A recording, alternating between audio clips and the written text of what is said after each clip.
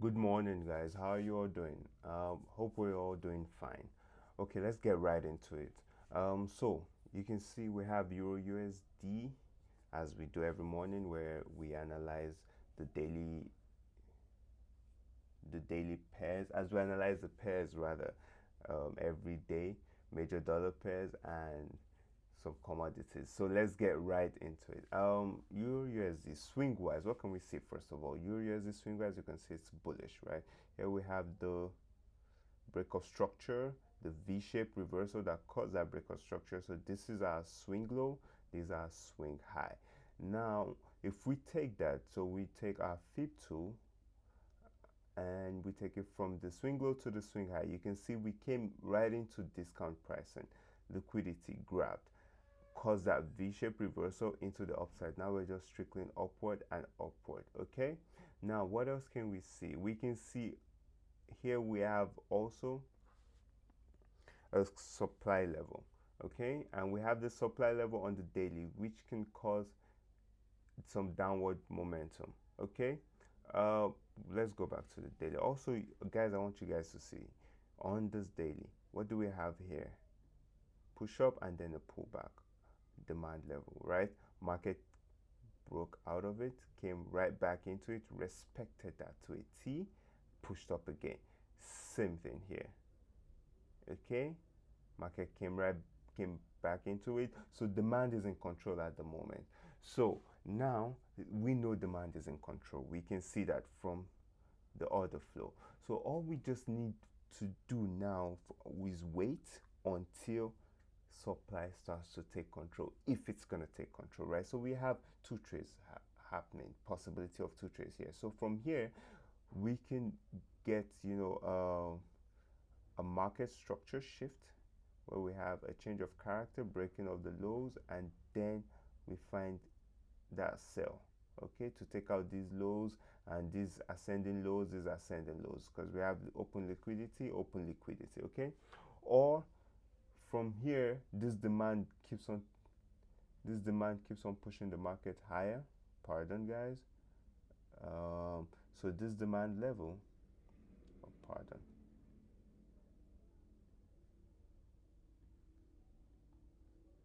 Okay, so this demand level keeps pushing the market higher and higher, and we take out the supplies and this highs resting here. Okay, so let's watch for that and let's see how this unfolds. Now let's move on to DXY. If we come into DXY, you can see for dollar, what have we been waiting for, guys? I want us to go to the higher time frame for a second and appreciate what's going on the dollar. Okay, so on the dollar, what do we have? We have this channel, this this channel forming right here, and on this channel, what do we have? First touch, a second touch, and now we have a third touch, and that could cause a potential reversal on the dollar. And if we look at the fractal structure, fractally weekly, we were bullish, right? Fractal high right here and our fractal low right here. Now we're retracing, and now we can start looking for higher prices. And on the daily also, fractally, we're bullish also. We broke structure here, pushed up. Now we're just retracing into discount prices in this daily imbalance, which is also a 4-hour demand level right here.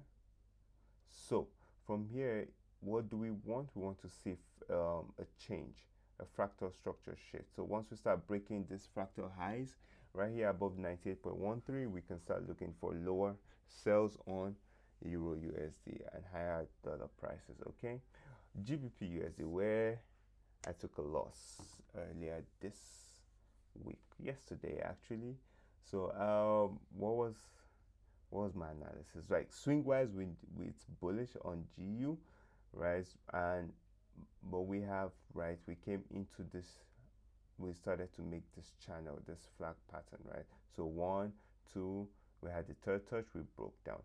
Then we started to make a descending flag panel, a descending channel, right, pattern. So which we had the first touch, the second touch, and then on the third touch we're anticipating a downward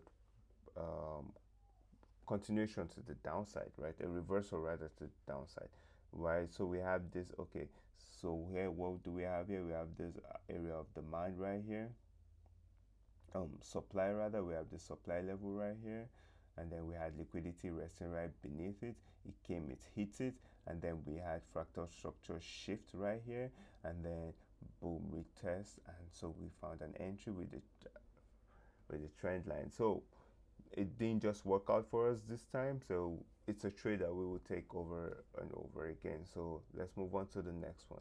For AU, for Aussie dollar, you can see, what can we say? We have this consolidation pattern. It's been in a consolidation for some time, then we broke out, and now we retrace.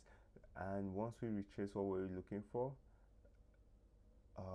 change of character to sell, right? So we had this liquidity right here, we have this liquidity resting right here. So it came in, grabbed the liquidity, and then we had the change of character, but it never really gave us, it never really gave us a solid change of character. No, we just saw, okay, consolidation, and then weak, and just kept on pushing up into higher prices. So what do we want?